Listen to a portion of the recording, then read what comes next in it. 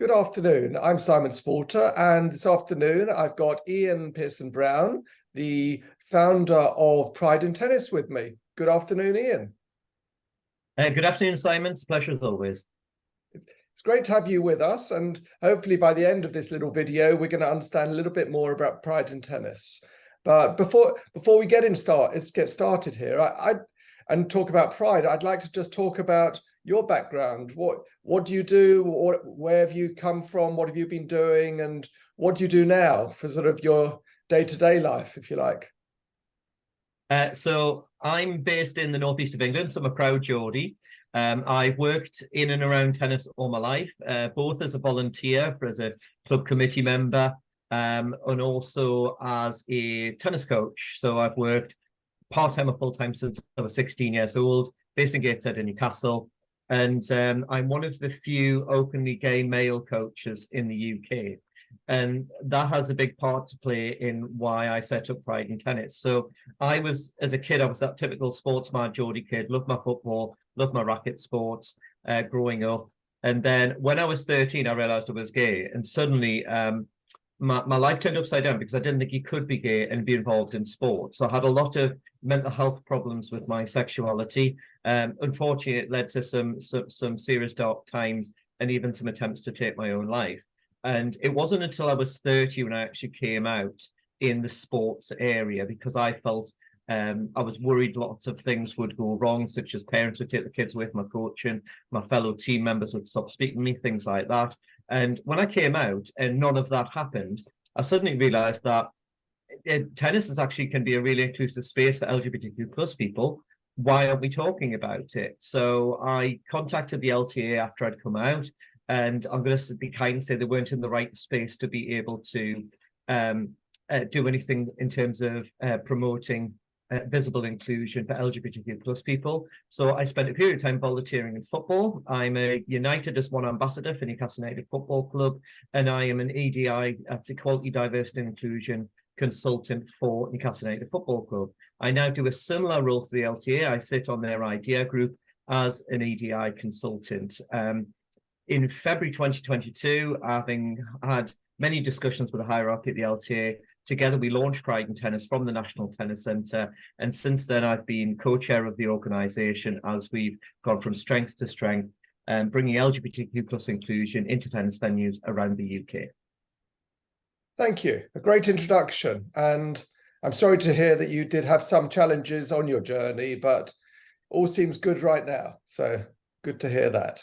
Yeah, well, my aim has always been to try and make sure that young athletes who are coming through the tennis system in the UK now have a better experience than the one I had. That is my focus. And if it helps one young athlete be more comfortable in their own skin as they journey through tennis as a sport, whether they play socially or professionally, then then that's my job done. Okay. So what is, just in basic terms, because many people will have heard of Pride in Tennis, but for those who haven't or don't entirely understand it, what is it? So it's a network run by volunteers from around the UK who are all either LGBTQ plus or a straight ally, somebody who cares actively about seeing tennis become more LGBTQ plus inclusive. The vision for Pride in Tennis is to make Britain an environment which tennis in Britain, an environment which is safe and inclusive for all LGBTQ plus players, coaches, officials, and fans to be able to exist as their authentic selves with confidence and without prejudice.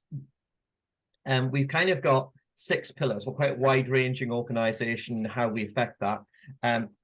Obviously, our first aim, as was always the case for most tennis ventures in the UK, is to increase participation. From our perspective, it's as part of a wider remit in the UK to improve health and well-being for the LGBTQ plus community. Because unfortunately in the UK, if you're LGBTQ plus, you are less likely to be physically active. You are significantly more likely to have a long-term mental health problem, and also significantly more likely to be discriminated against in the sports space. So that's the first area we're trying to tackle, just by purely increasing participation, showing that tennis is open and welcoming to everybody from any background. We can then provide support to tennis athletes, coaches, officials, and fans through connecting them through our our website and elsewhere with other local LGBTQ plus people, or offer advice if they are worried about coming out and such like, or they've experienced discrimination. So we're there to support LGBTQ plus people across the tennis workforce. We're looking to grow a network which started 20 years ago out of London and Manchester, where they have specifically LGBTQ plus friendly tennis clubs called the Tennis London International and the Northern Aces. So there was only 2 venues in the UK that gave this before. Since we've launched, we've increased that to over 10 in Glasgow, Edinburgh, Cardiff, Newcastle, Brighton, many other places that are coming on board at the moment. So that city-based venues can be able to run an LGBTQ plus inclusive specific tennis space. Okay, what does, if I can stop you, what does that mean? Because in my simple terms, I would have thought that all tennis clubs or venues should be safe spaces. So when you say you've got 10 which are kind of safe, ready to go spaces, what does that mean? It means it's run by people who are LGBTQ plus largely, and it's a space where it's a type of club where everyone who goes there, it is guaranteed to be safe from any homophobia, any judgment. You can dress how you want to dress. You know, you'll be welcomed.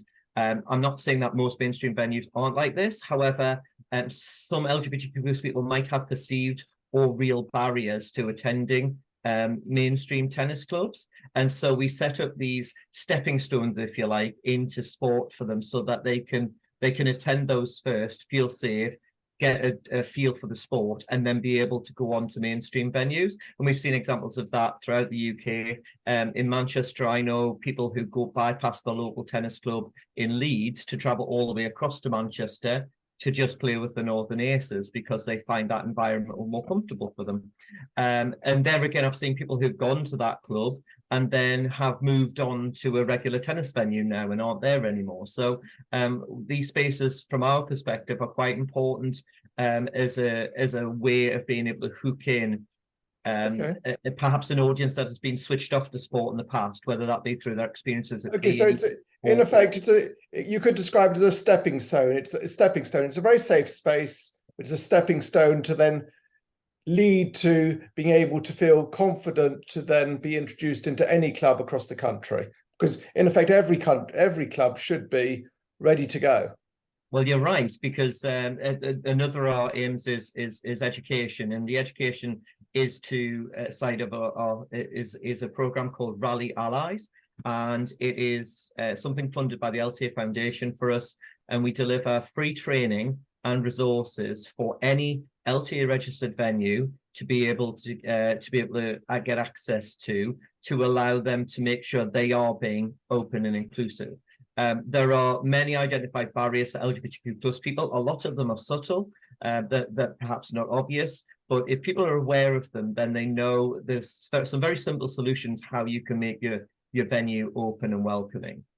So the Rally Allies program is something I'd encourage anybody to look us up at Pride in Tennis and sign up your venue for that program. Anybody can attend the webinar. It can be a volunteer, your club coach, your safeguarding officer, your staff member on the front desk, whoever it can be, can attend one of our webinars. At the end of the webinar, they give us their address. We send them a resources pack that gives them the tools they need to make their club as opening and welcoming as it can be for the LGBT. Ian, what's your web link, please, before we forget to promote it? prideandtennis.org.uk. Okay, that's nice and easy. I think you've got, not to dwell on them too long, because I know they're important, but you've got 2 other aims then, because I've counted 3 so far. Yes. So, well, I've said 4 because participation, support, network, and education. Another is visibility. So we make sure we are the critical friend of the LTA, who make sure they're doing what they should be doing in terms of visibly supporting the LGBTQ plus communities. And that is largely being based around Friday Pride Days, which have been occurring both last year and this year. And they've been featured at the 4 main events of the grass court season in June. So that's Eastbourne, Birmingham, Queens, and Nottingham. There were also some this year at Surbiton and also at the Disability Wheelchair Championships in Nottingham as well. We've done a couple of the Davis Cup. We're doing one, funny enough, at the Davis Cup tie just coming up. And we did one at the Billie Jean Cup as well. Essentially, when there's a week-long major event, when we know the TV cameras will be there, we know there's a large crowd and audience. On the Friday of that day, we make sure that there is visible rainbow flags. We usually have a stall there giving out information on how, you know, for our Rally Allies program, or be able to sell sweatbands and rainbow shock absorbers and rainbow lasers and such, like things people can wear whilst they're at tennis to show that they are supportive of the community. We also do conferences around those events to discuss how we can make tennis in that area more inclusive. So Ian, let me ask you a question which I come across from time to time on the volunteer community and just talking to people in tennis when the subject of pride in tennis comes up, because as you say, you were at the tournaments and people were aware that you were there on the Fridays.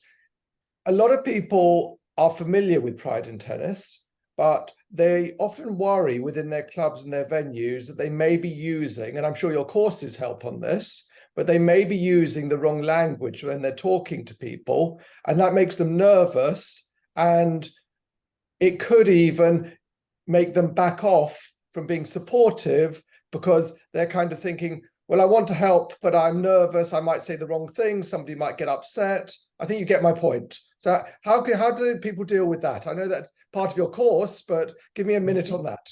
Well, as you said, it's basically our webinar helps with that. One of the first slides is, first of all, there are no stupid questions. It's a learning environment, and we're not the politically correct police neither. Our aim is much broader than that. Our final pillar is to challenge, and that is to challenge outdated language, outdated stereotypes within our sport. So just make people perhaps think about their unconscious biases. And this obviously applies to all areas of diversity and inclusion as well in tennis clubs, making sure that we're welcoming people from different ethnic backgrounds, religious minority backgrounds as well. So make sure that we treat everybody equally, and we have an open mind towards everyone who comes to us. And we just we learn and grow as individuals to be able to use more inclusive language, to make sure we are being welcoming, particularly to people who have barriers to sport. Just as we do with people who have disabilities, we will make reasonable adjustments to allow them to be able to play our fantastic sport. And with other minority backgrounds who have barriers, we do the same thing. And again, it's the training and the resources that we give out that are key to helping people with that. And I would encourage anyone who has any questions, concerns, just ask us. No, like I said, there's no silly question. Email us, message us through our website, and we'll happily answer any questions. We obviously get a lot of questions around transgender participation in sport, for example. We know it's a hot topic at the moment. So if anybody has any concerns or worries about that, we can help with that as well. Finally, obviously, sometimes people do come across discrimination in the tennis space. It's not as common as some other sports, such as football, but we still need to make sure that those things are dealt with in the appropriate way. And we have several different options to be able to guide people on and signpost people for where's best to report it to. Okay, thank you very much, Ian. That was great. You've been on quite a journey. You're obviously doing an amazing job to highlight pride in tennis and to make people feel included in tennis and paddle, obviously, as well. And in addition to that, you're helping people just understand more and feel comfortable in the whole arena. So well done for all of that. And I hope you go from strength to strength. And I look forward to you coming back to speak to us again soon. Thank you very much. Thank you very much, Simon. Take care.